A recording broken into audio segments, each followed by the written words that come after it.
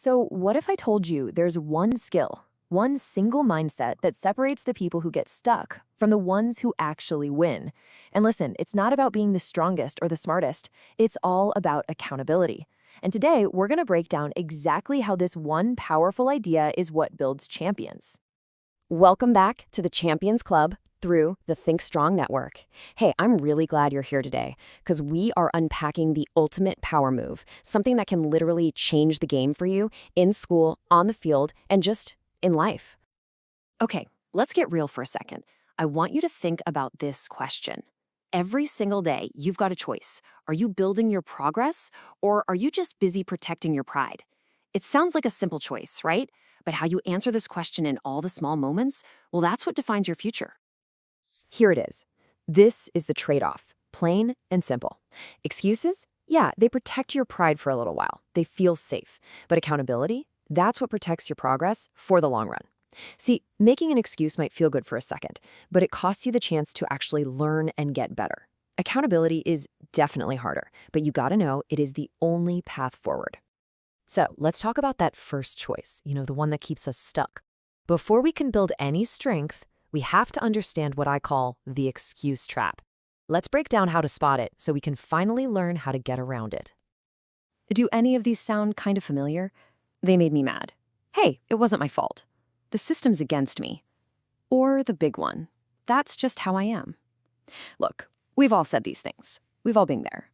These excuses feel like a shield in the moment, but as we're about to see, they're not a shield. They're actually a cage. Let's really look at the hidden price tag on these excuses. Every time you say, "It wasn't my fault," you're not just avoiding blame. You're literally giving away your progress. When you say, "They made me do it," you're handing over your power to someone else. And "I'll do it later," well, that's just you stealing from your own future. So, here's the hard truth. The thing we all have to get. You can't fix what you won't face. It's impossible. You can't fix a problem if you're pretending it's not there, or if you're pointing the finger at someone else. Excuses keep us from facing the truth, and that is exactly why they keep us stuck in the exact same spot. All right, so that was the trap, but now we get to the good part, the way out, the escape route.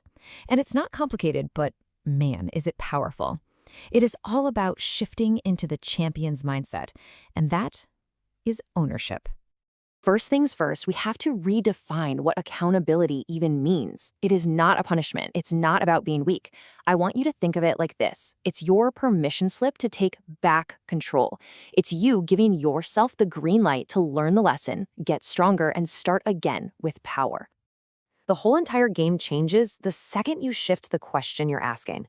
You have to stop asking who's to blame here and start asking, okay, what can I change? That one little switch is how you go from being a victim of what's happening to you to being the creator of your own comeback. And that right there is the heart of it. Every single great comeback story starts with someone deciding to own their entire story, the mistakes, the mess-ups, all of it. Why? Because the person who owns their story is the one who gets to control their comeback. You get to write the next chapter. Think about it like you're in school. When you're a student of your mistakes, you learn the lesson, you pass the test, and guess what? You move on to the next level. You graduate. But people who refuse to learn the lesson, they just stay in the same grade, facing the same test over and over and over.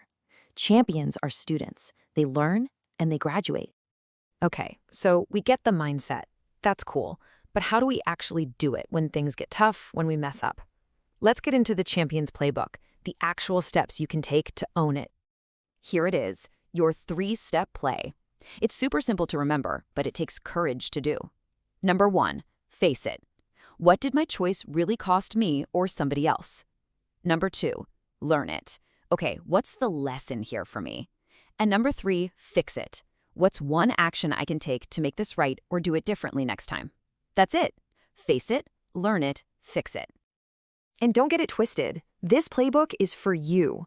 Whether you're a student trying to get your grades up, an athlete trying to win the next game, or just someone who wants to be a leader in your own life, this is the tool that's going to get you there. This is how you win. Now, hearing all this is one thing, but actually doing it, that's what really matters.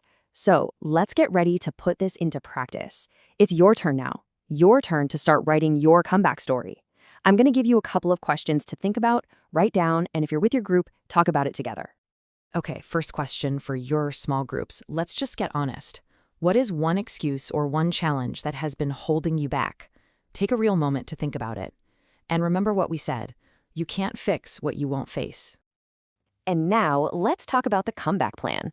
Using those 3 steps we just talked about, face it, learn it, and fix it, what is one specific action you can take to own that challenge and start moving forward? Write it down. Get ready to share that plan. Just as a reminder, all of this material was created by the Educational Highway. And I want to leave you with this last thought. Real freedom, it doesn't come from pretending you're perfect.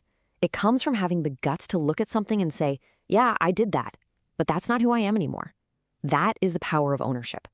So the question I have for you is, what story are you ready to own?